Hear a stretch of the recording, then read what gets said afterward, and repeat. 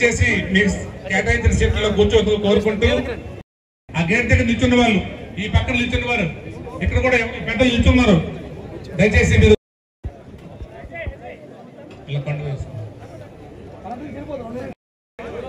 మీరే please. Babu surety మోసం guarantee అనే కార్యక్రమానికి రీకాల్ చంద్రబాబు మేనిఫెస్టో అనే ఈ కార్యక్రమంలో భాగస్వాములవుతూ రాబోయే రోజుల్లో జగన్మోహన్ రెడ్డి గారిని ముఖ్యమంత్రిగా చూడటానికి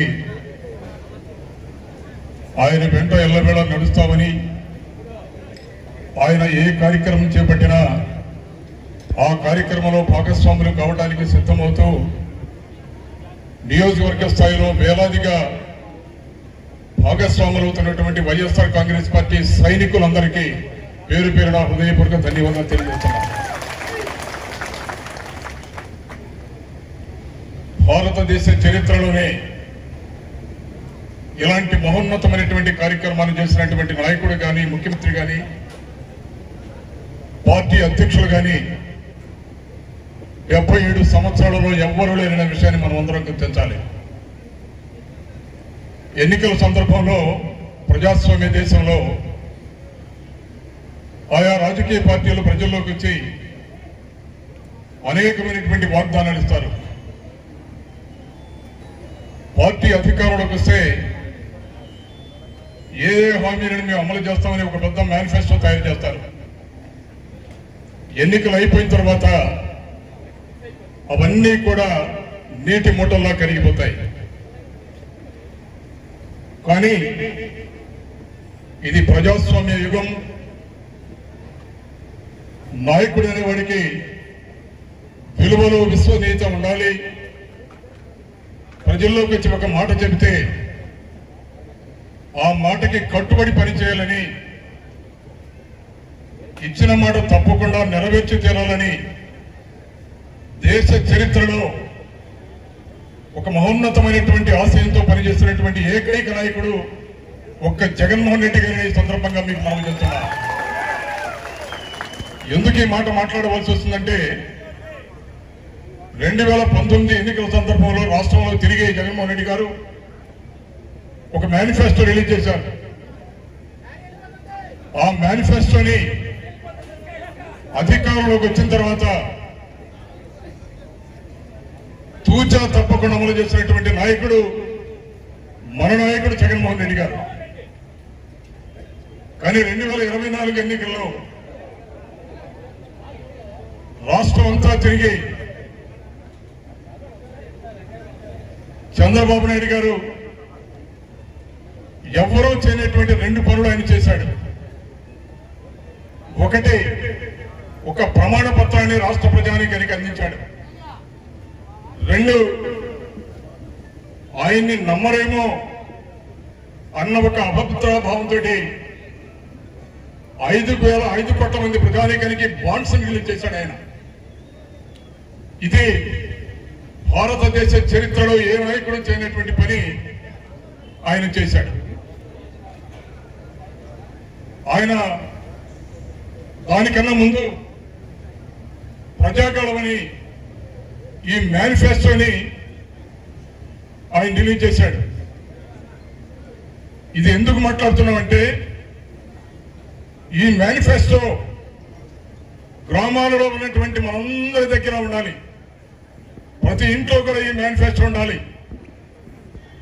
కారణం ఏంటంటే ఎన్నికల సందర్భంలో చంద్రబాబు నాయుడు గారు ఏం మాట్లాడారు, ఆయన మాటలను నమ్మి రాష్ట్రంలో ఉన్నటువంటి ప్రజానీకం ఆయనకి ఏ ఓటేశారు, అధికారంలోకి వచ్చిన తర్వాత ఈయన చెప్పినటువంటి మేనిఫెస్టోలో ఏ కార్యక్రమాలు ఇంప్లిమెంట్ చేశాడన్నటువంటి సంగతిని ఇప్పటికే గ్రామంలో ఉన్నటువంటి ప్రజలందరూ గుర్తించారు.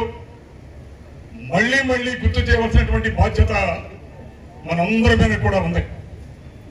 ఇందులో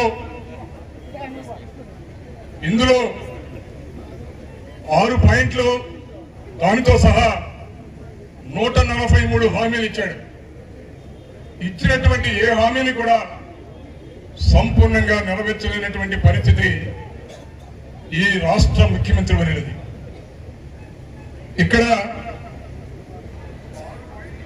రెండు విషయాలను మనం ప్రధానంగా గుర్తుపెట్టుకోవాలి. రాష్ట్రం అంతా తిరిగి ఆయన మాట్లాడినటువంటి మాటలు, ఆయన చేసినటువంటి ప్రతిజ్ఞలు కూడా ఈ ప్రతిజ్ఞా పత్రాన్ని రాష్ట్రంలో ఉన్నటువంటి అన్ని గ్రామాలలోకి 5 కోట్ల మంది ప్రజానికానికి పంచారు.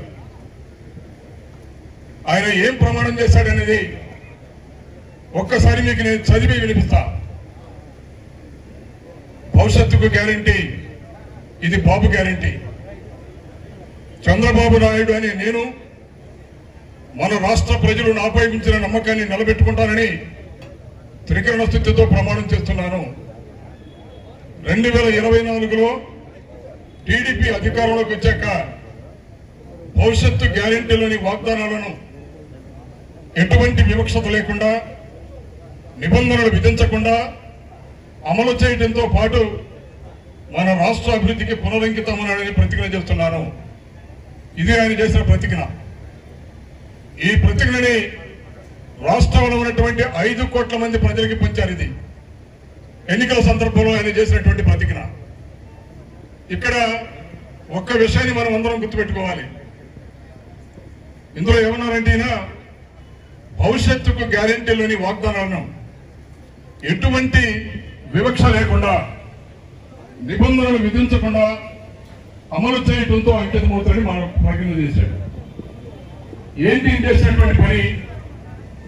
మొన్న సందర్భంలో అధికారుల సమక్షంలో ఆయన మాట్లాడినటువంటి ఒక మాటను మీకు గుర్తు చేస్తా.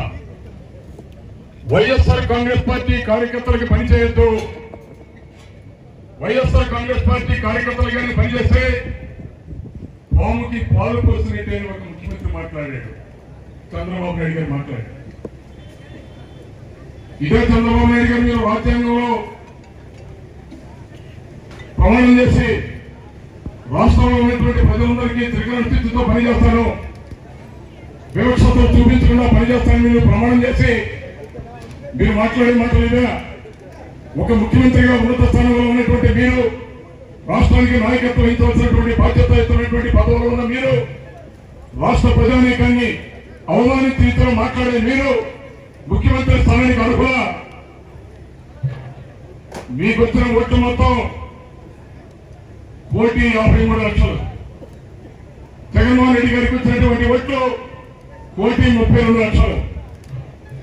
40% ఓట్ బ్యాంక్ తోటి ఇవాళ రాష్ట్రంలో వైఎస్ఆర్ పార్టీ బలమైనటువంటి ప్రతిపక్ష పార్టీగా ఉంది. ఇవాళ ఎప్పుడు ఎన్నిక జరిగినా వైఎస్ఆర్ కాంగ్రెస్ పార్టీ అధికారంలో తీసుకురావడానికి రాష్ట్రంలో వైఎస్ఆర్ కాంగ్రెస్ పార్టీ సైనికులు సిద్ధంగా ఉన్నారని సంగతి మర్చిపోకూడదు. ఆలోచించవలసిందిగా మనం చేస్తున్నా. రెండో విషయం, ఇబ్బందులు పెడితే పరిస్థితి ఉంది. మీరు ఎన్ని ఇబ్బందులు పెట్టినా, ఎలాంటి కార్యక్రమాలు చేసినా వైఎస్ఆర్ కాంగ్రెస్ పార్టీ సైనికులు తలవంచరు కూడా. ఆలోచించవలసిందిగా మనం చేస్తున్నాం. మీరు చేసే అన్యాయాన్ని, మీ మోసపూరిత మాటల్ని రాష్ట్ర ప్రజానీకానికి వివరించడంలో ఎల్లప్పుడూ కూడా వైఎస్ఆర్ కాంగ్రెస్ పార్టీ ముందుంటుంది. జగన్మోహన్ రెడ్డి గారి నాయకత్వంలో ఈ బాబు షూరిటీ మోసం గ్యారంటీ కార్యక్రమాన్ని ప్రతి గ్రామానికి చేరువ చేయడంలో ఇక్కడికి వచ్చినటువంటి వేలాది మంది వైఎస్ఆర్ కాంగ్రెస్ పార్టీ సైనికులు రేపటి నుంచే సమర సంఘం పూరించవలసిందిగా కోరుకుంటూ చివరిగా ఒకే ఒక మాట చెప్తా. వైఎస్ఆర్ కాంగ్రెస్ పార్టీ బాధ్యతాయుతమైనటువంటి ప్రతిపక్షంగా ప్రజల పక్షాన పోరాటం చేస్తాం.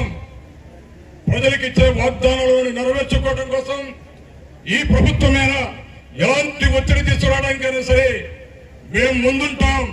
ప్రజల పక్షం పోరాటం చేయడానికి ఇక్కడికి విచ్చేసినటువంటి వైఎస్ఆర్ కాంగ్రెస్ పార్టీ సైనికులారా సిద్ధమవ్వండి. రాబోయే రోజుల్లో ఇంకా ఎన్నో కార్యక్రమాల్ని జయప్రదం చేసుకోవాల్సినటువంటి బాధ్యత మన మీద ఉందని మరొక్కసారి మీ అందరికీ తెలియజేసుకుంటూ ఈ అవకాశాన్ని ఇచ్చినటువంటి పెద్దలందరికీ, ముఖ్యంగా ఆమదాలవలస నియోజకవర్గం కన్వీనర్ రవికుమార్ గారికి హృదయపూర్వక ధన్యవాదాలు తెలియజేసుకుంటూ